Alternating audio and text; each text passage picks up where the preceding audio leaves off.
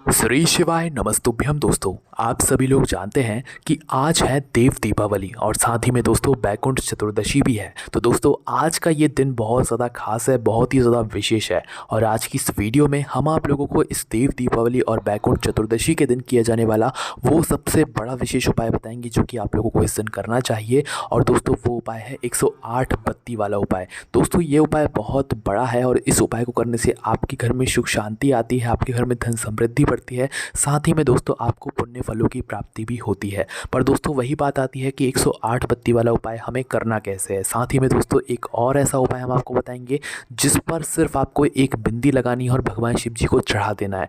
और इस उपाय को करने से भी दोस्तों आपके जीवन में आपको बहुत सारी खुशियाँ प्राप्त होंगी। अब ये दोनों उपाय कैसे करना है ये जानने के लिए आपको ये वीडियो को पूरा देखना होगा, समझना होगा और उसके बाद उपाय को आपको करना होगा।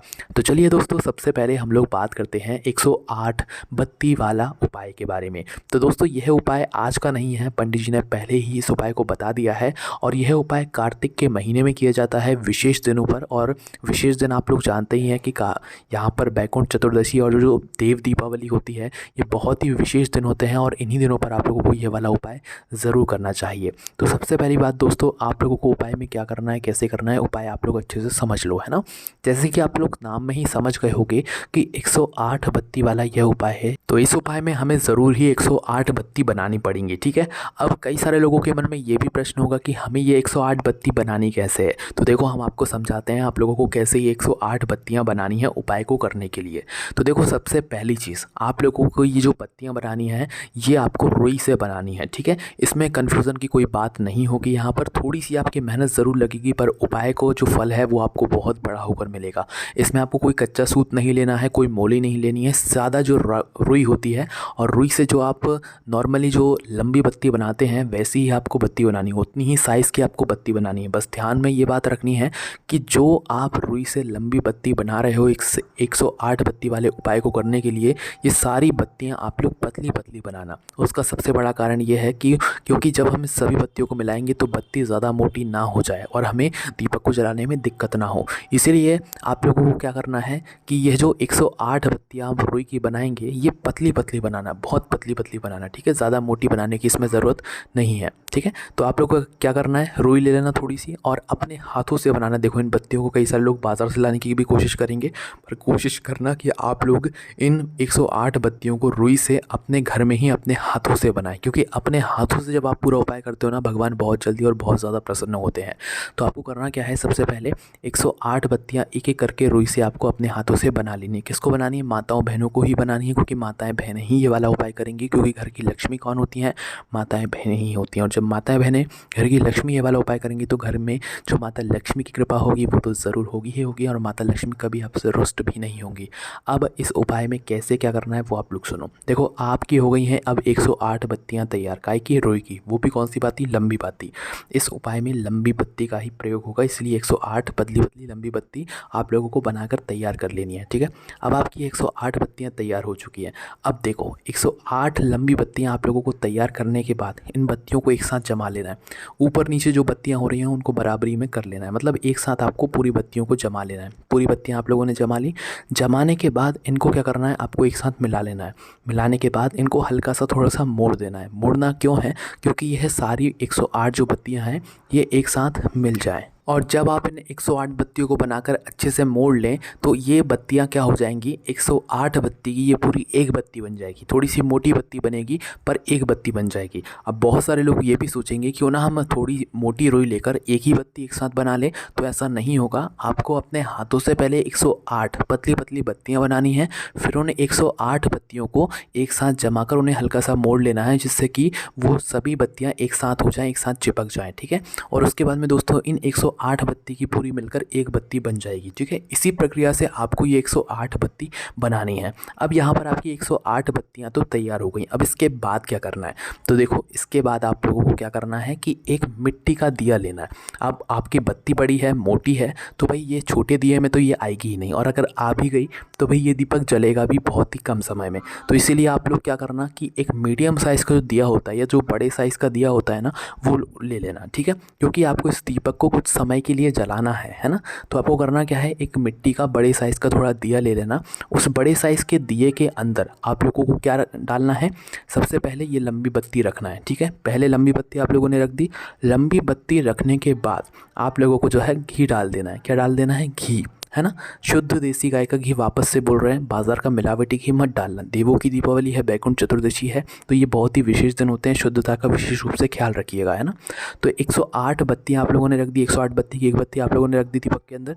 अब डाल लो आप लोग शुद्ध देसी गाय का घी। घी भी आपने डाल लिया। अब देखो आपका जब ये दीपक तैयार हो जाए ना, और आप जब घी डाल दो तो कुछ समय उसे ऐसे ही रखे रहने देना, क्योंकि जो मोटी बत्ती है वो घी को पी लेगी, और जब तक वो घी को नहीं पिएगी ऊपर तक घी नहीं पहुंचेगा। ठीक है, तो कुछ समय के लिए ऐसे ही रखे रहने देना, छोड़ देना, और जब तक जो है वो पूरी बत्ती में घी ना हो जाए, मतलब वो पूरी बत्ती के अंदर अपने आप घी आ जाएगा, जिससे कि उसमें आपको जलाने में कोई दिक्कत परेशानी नहीं होगी, है ना। अब आपका ये दीपक भी तैयार हो चुका है। अब इस उपाय को करने का समय सुन लीजिए, उसके बाद हम आपको आगे की बात बताते हैं।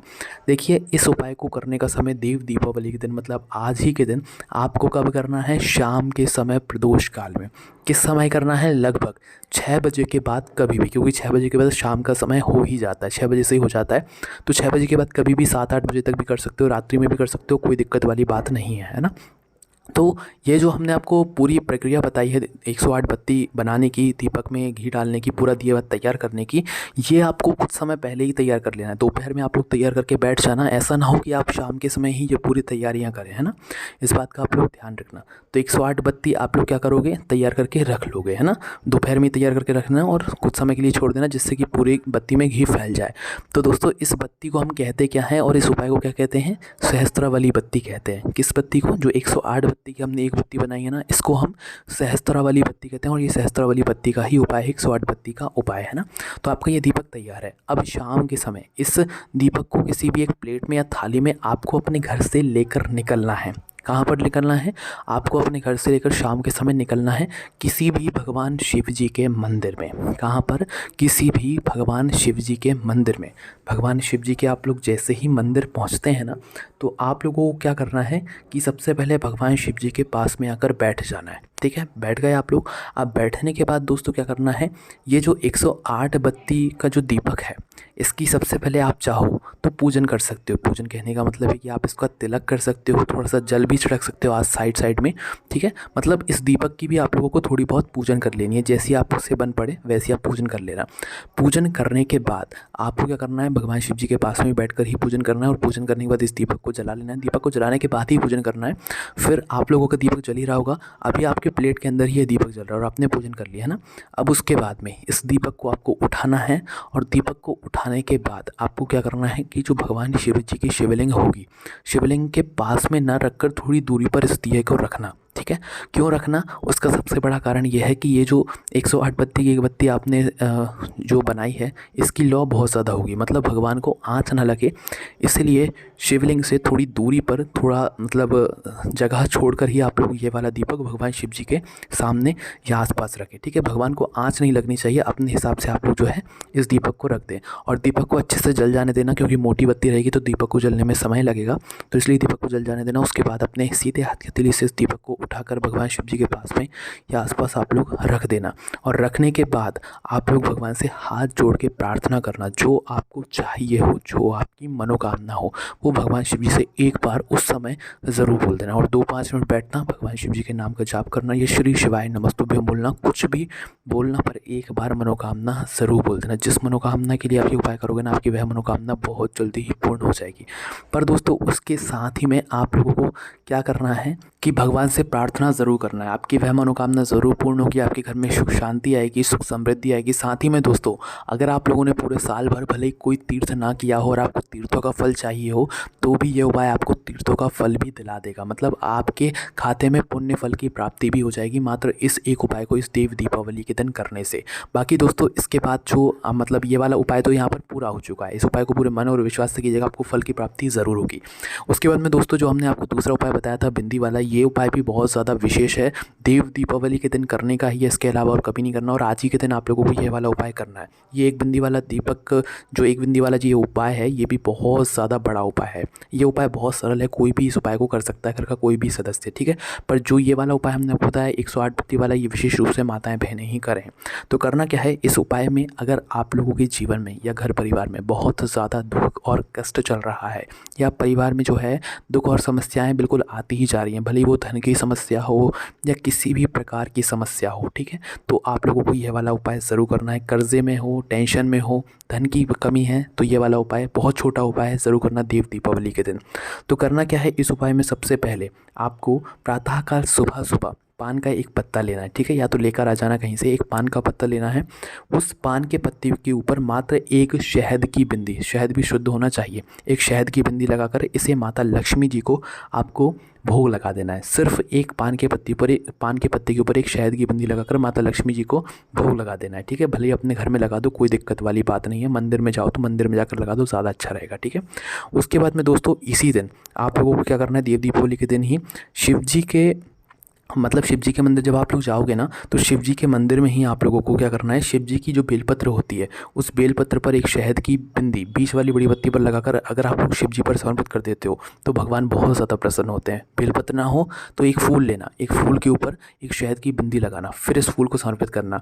मात्र इस एक शहद की बिंदी अगर आप लोग फूल पर लगाकर या बेलपत्री पर लगाकर भगवान शिव जी पर समर्पित करते हो, तो शिव जी बहुत ज़्यादा प्रसन्न होते हैं और आपकी सारी मनोकामनाओं को पूर्ण करते हैं, ठीक है। तो ये उपाय भी सिर्फ इसी दिन करने का है, ज़रूर कीजिएगा। और बाकी उपाय करने में कोई भी दिक्कत समस्या परेशानी आती है तो सीधा आप हमसे कमेंट करके पूछ सकते हैं। ओम नमः शिवाय, जय।